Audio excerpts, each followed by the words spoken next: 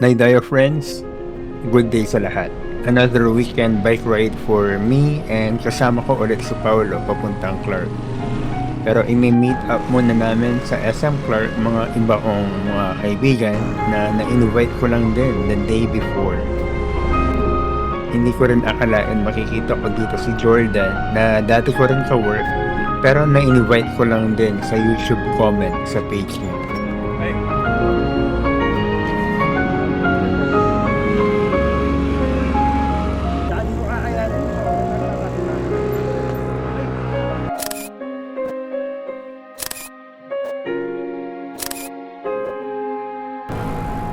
$5 AM kami dumating pero umalis na yata kami around 6 o'clock kasi hinintay pa namin mag-log out si Delton and kasama niya ang kabanda niya kaya hinintay na namin sila.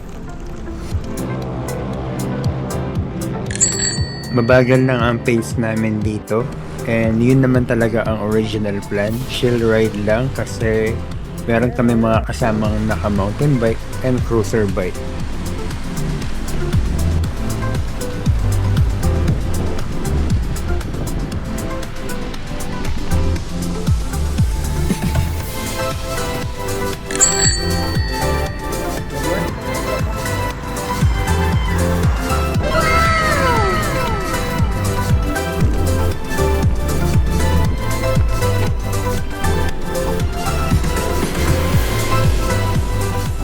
Dito nag-iaya ako mag 7-Eleven muna kami para sa temperature check and para makapag-refill na rin sila ng mga inumin.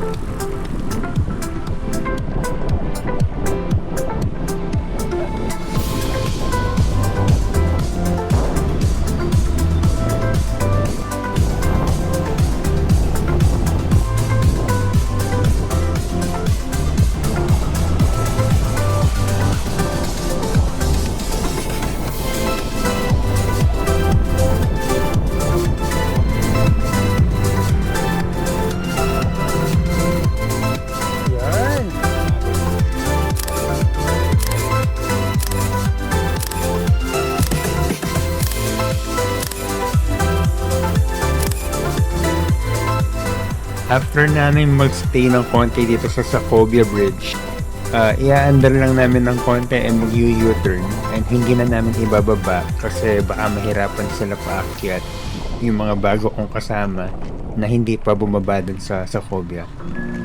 And dito naman, aakyat kami sa pader. Most of the time, nasa likod lang naman ako nila Delton. So, sinacheck ko lang kung kaya pa nila. And alalay lang ako.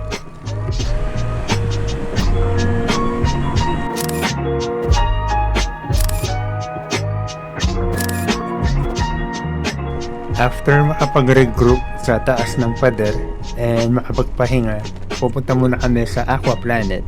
And doon magpapahinga ulit and konting picture lang din. Ito rin kasi mga tambayan ng mga cyclists.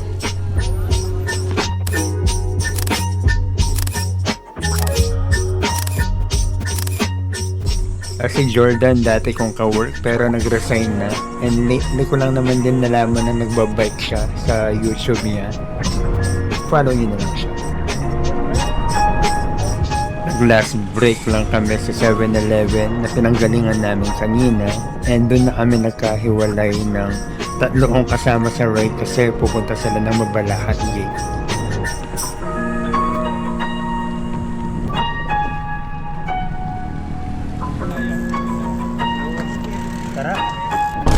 Dito nakita ko pa si Aldrich. Ka-work ko rin sa company namin. Malakas din ito mag-bike. Follow nyo na lang sa YouTube page niya din. Birthday ng anak niya dito sa ride na to.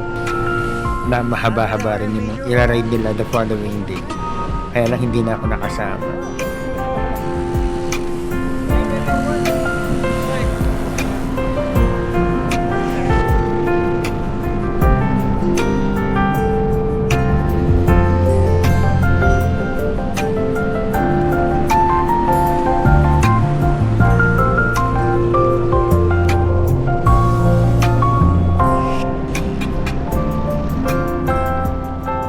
Aldrich, kakain muna dito and ako na lang and Paolo ang papuntang Porac, pero sasabay si Jordan kasi pupunta pa siya ng Olongapo. Hanggang dito na lang. Thank you for watching everyone. Ingat kayo.